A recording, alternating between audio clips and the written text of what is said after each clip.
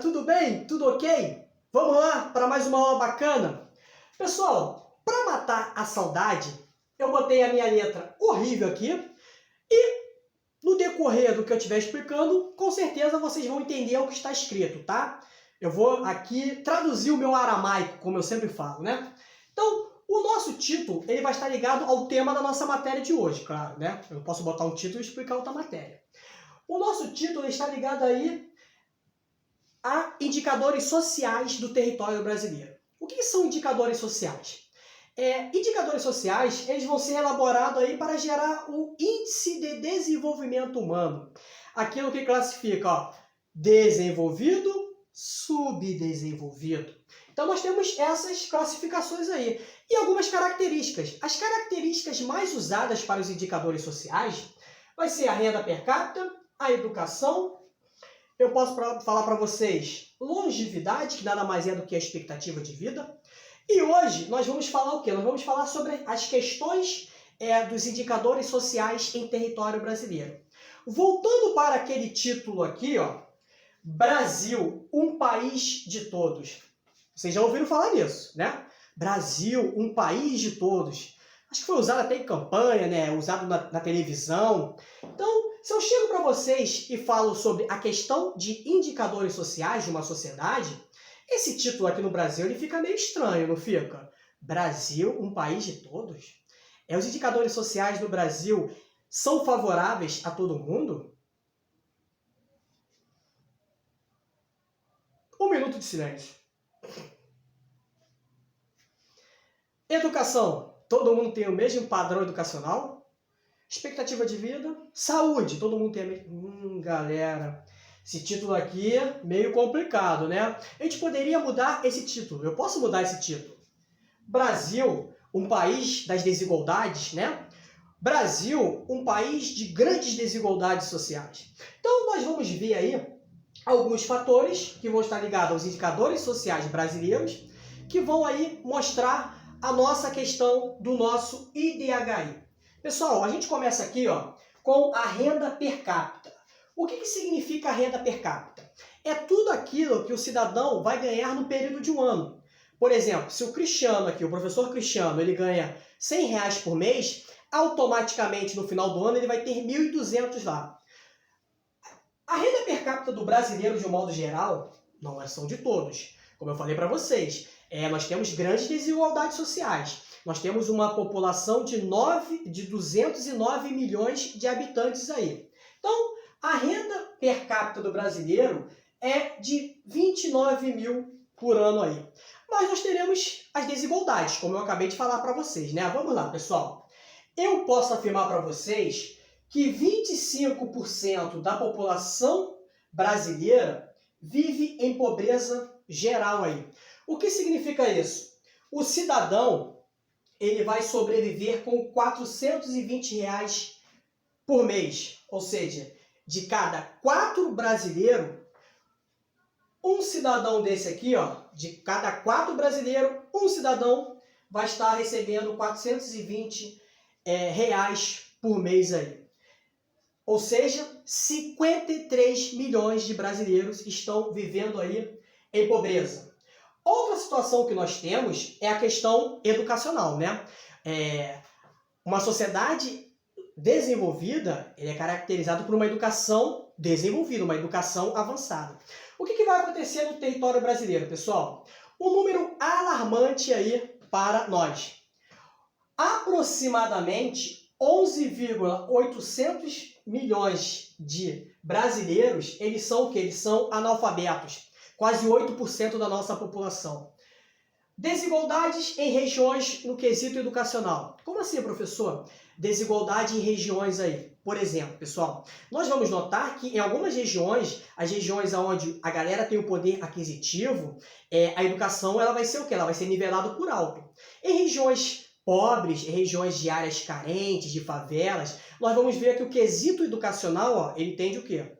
Ele tende a cair bastante. Então, nós podemos notar o quê, pessoal? Nós podemos notar que a educação no Brasil, ela não atinge todos de uma forma o quê? De uma forma igualitária. Todo mundo tem o mesmo patamar altíssimo do quesito educacional. Não, nós temos grandes desigualdades aí na situação educacional do território brasileiro. Outra questão que nós temos é a questão por raça, por cor da pele. Eu posso afirmar para vocês que os grupos negros, eles vão estar aí nas situações mais elevadas dos analfabetos. Então, de 11,8 milhões de analfabetos em território brasileiro, a maioria vai ser formado o quê? Vai ser formado por pardos, por negros, ou seja, nós teremos aí um alto índice da galera lá das etnias com a cor da pele mais escura. Então nós podemos notar o quê, pessoal? Nós podemos notar que a desigualdade educacional ela é gritante, ela é explícita no território brasileiro. Então é um número que é um número bastante elevado, né? Mas, professor, nós temos aí 209 milhões de habitantes. Somente 11 milhões aí são analfabetos? Pô, pessoal, não é tanta gente, não. É tanta gente sim, pessoal. É um número que é um número alarmante.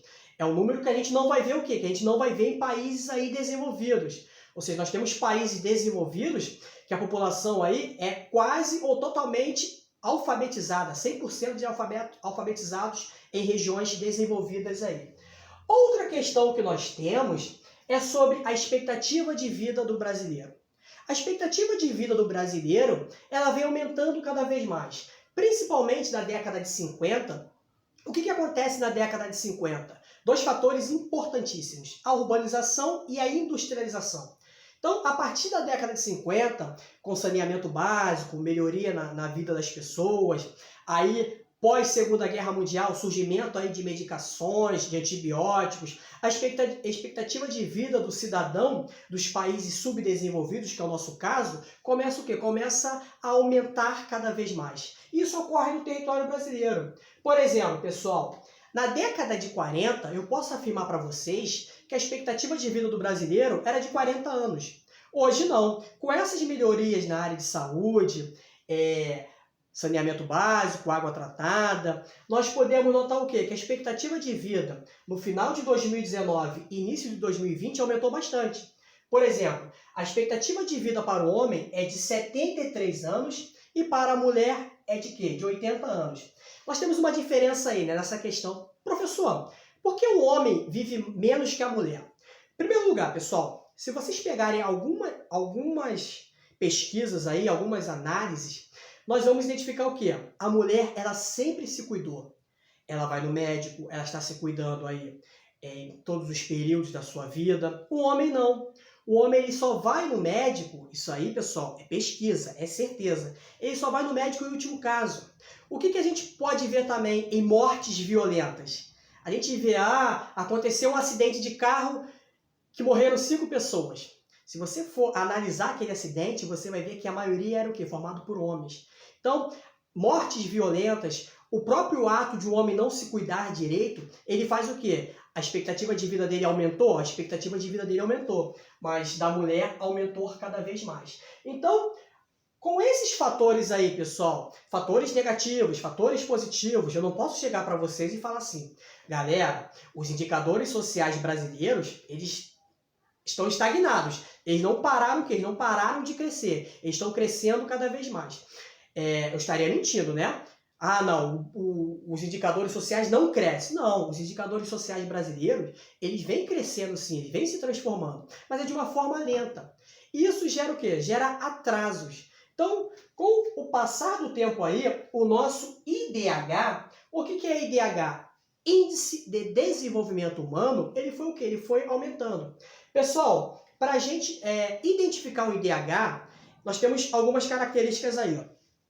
Ele vai de 0 a 1. Quanto mais próximo de 1, o país é desenvolvido. Quanto mais próximo de 0, o país é subdesenvolvido. Então, nós podemos identificar que o IDH brasileiro é de 0,754. Ele está mais próximo de quem? Está mais próximo de 1. Então, o nosso IDH ele é classificado como o IDH elevado aí. Então, o que são indicadores sociais? Como é que nós fazemos os indicadores sociais de uma região?